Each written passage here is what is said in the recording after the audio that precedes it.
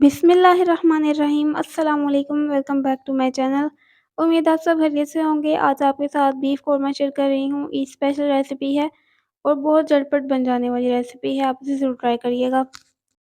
सबसे पहले रेसिपी के स्टार्ट में हम 3 अदद प्याज लेंगे, मीडियम साइज़ के 2 बड़े टमाटर और 5 अदद सब्ज़ मिर्चें ले लें। और बहुत जल्दी बन जाने वाली रेसिपी है। जल्दी से हम सबसे पहले प्याज को करेंगे रैंडम सा चॉप और इसको थोड़ा सा पानी डालकर ब्लेंड कर लेंगे। हाफ़ कप ऑयल लें, उसमें खड़े गरम मसाले डालें, साबित मसाले। जब साबित मसाले अच्छे से कड़कड़ाने लगें, फूलने लगें, उसके बाद आपने इसमें प्याज का पेस्ट शामिल कर देना है और इसी तरह गरम-गरम ऑयल में ही डालना है। इसको डालते के साथ ही आप इसको कवर कर दें 10 मिनट के लिए। अब ये हमारी पेस्ट है, हमें इसे पीसना नहीं पड़ेगा और 10 मिनट के बाद पानी खुश्क हो चुका है। अब इसको हल्का सा 5 मिनट के लिए भून लें। कुछ ही देर में आप इसको हिलाते हुए मिक्स करते जाएंगे और पानी इस स्टेज पे अभी नहीं डालना है और इसको भूनेंगे, इसका कलर ब्राउन हो जाएगा और आप देख सकते हैं ऑयल भी सेपरेट होना शुरू हो गया है। 1 टीस्पून या 1 1/2 टीस्पून तक आप इसमें नमक शामिल कर लें और अब ये देख सकते हैं अच्छे से नमक को मैंने मिक्स कर दिया है। अब साथ ही इसमें हाफ़ टी स्पून हम हल्दी शामिल कर देंगे।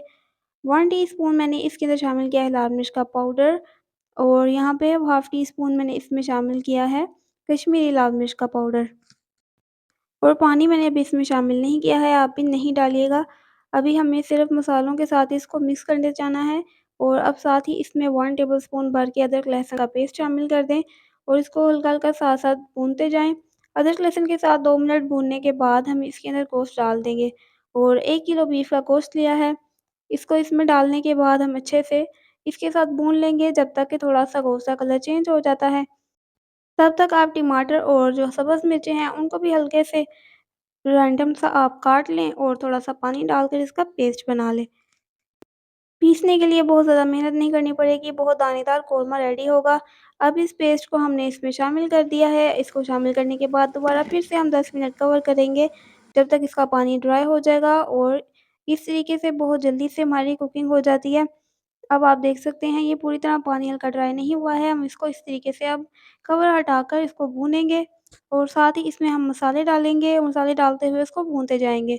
इसमें हमारे पास सबसे पहले 1 टीस्पून भर के है धनिया पाउडर, 1 टीस्पून ही मैंने भर के इसमें ले लिया है ज़ीरा पाउडर और साथ ही इसमें half tea spoon special homemade गरम मसाला जिसकी मैं रेसिपी शेयर कर चुकी हूँ, जिसको मैं 10 मसालों के साथ तैयार करती हूँ। और यहाँ पे हम एक अलग से थोड़ा-सा मसाला रेडी करेंगे जिसमें 2 अदद सब्ज़ इलायची है, 1 अदद जावित्री का फूल और 1 अदद जायफल का टुकड़ा। ये जायफल मैंने खोल कर आपको दिखाया है और इसको हम पीस लेंगे और 1 कप दही के अंदर ये पिसा हुआ मिक्सचर हम शामिल कर देंगे।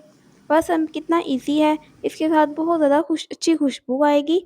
जब हम इसको दही में अच्छे से फेंट लेंगे तो हम ये दही भी अपने मसालों में शामिल कर देंगे। इतनी फ़ास्ट रेसिपी आपके साथ कोई भी शेयर नहीं करेगा। पसंद आए तो कमेंट किया करें। आप कमेंट करेंगे तो मुझे पता चलेगा कि मेरी ऑडियंस कौन-सी है, कौन से लोग मुझे देखते हैं।